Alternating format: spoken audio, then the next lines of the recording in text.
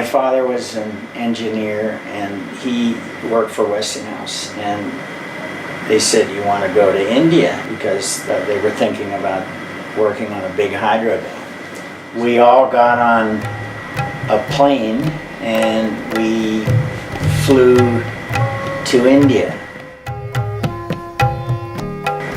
We arrived in Bombay, and when we arrived there was a polio epidemic, and we were there 1 week and my mother contracted polio. Then we moved up to Simla, which was a hill station 9,000 feet up in the Himalaya mountains up in northern India in the Punjab. The doctors up there sort of first diagnosed her with altitude sickness, then with typhoid, and then finally they said, okay, it's polio. At one point was totally paralyzed. She could just move her head, and we didn't have a clue. We would go in and hug her and put blankets on her, and none of us got it. She was the only one. And after that, she went through the therapy end of things. She was in a wheelchair. She couldn't walk at all for a year, then braces for about 3 years, and then a cane for most of her life. Later in life, getting post-polio syndrome, which basically is getting it again. We kids, my two sisters and I, were raised with a disabled mom. I spent about 15 years in India, and I saw the extremes of, super wealthy people and extreme, unbelievable poverty with disabilities and handicaps that we'd hardly see anywhere else on the planet. Like that really influenced what I do now to help to bring a little bit of happiness and make people's lives a little better by either getting them wheelchairs, which will allow them to be mobile often for the first time in their lives, and which will relieve some of the burden on the family members who have to care for them. But India and my mother's experience primarily had an awful lot to do with what I attempt to do now.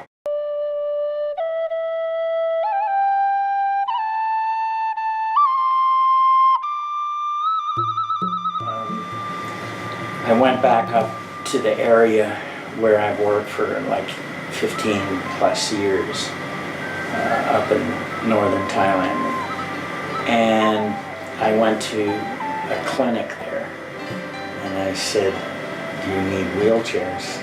They said, yeah, and I said, well, how many? And they said, oh, we need, a lot.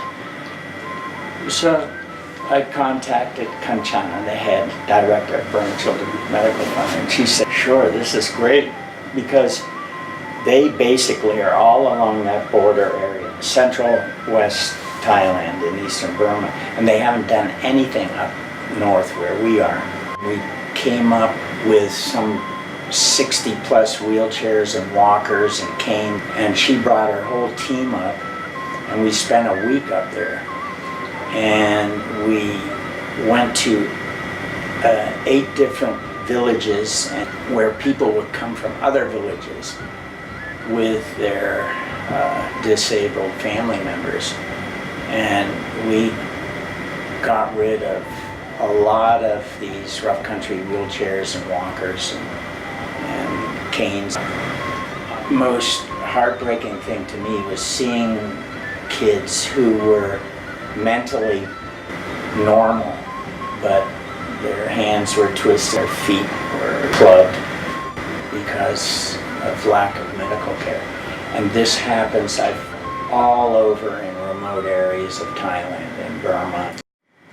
But then I had this idea, every summer I do a little adventure, and I was planning on a little bike ride. I've got a recumbent trike. It's got one drive wheel in the back and 2 in the front, and you pedal. It's like, you know, I can steer like this.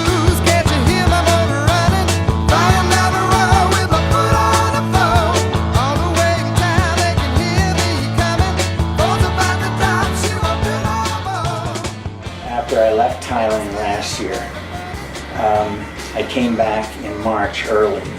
Threw this thing on the back of my pickup truck in Wisconsin and drove to an ex-student's house on Cannon Beach, Oregon, and it was rain and sleet, and I took off.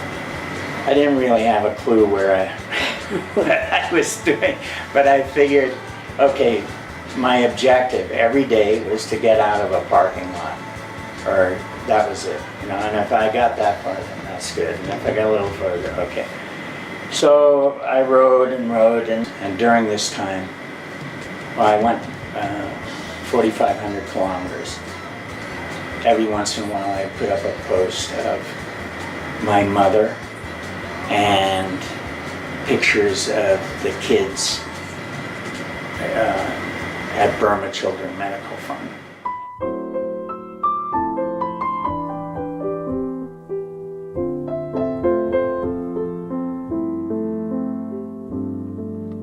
I don't have a single regret of lost time or anything with my mother. And I wanted to give her a little bit of happiness, even though, I mean, she had a good life, but at the end of the life, she was alone and crippled and scared. And I wanted to, if I could, take some of that away or lessen that impact on her. So I was with her right up until she was bedridden and on her way out, and I had to leave, and she died shortly after. It's hard. But, you know, she's still there, here. It's helped me in my life and really enhanced the quality of my existence here.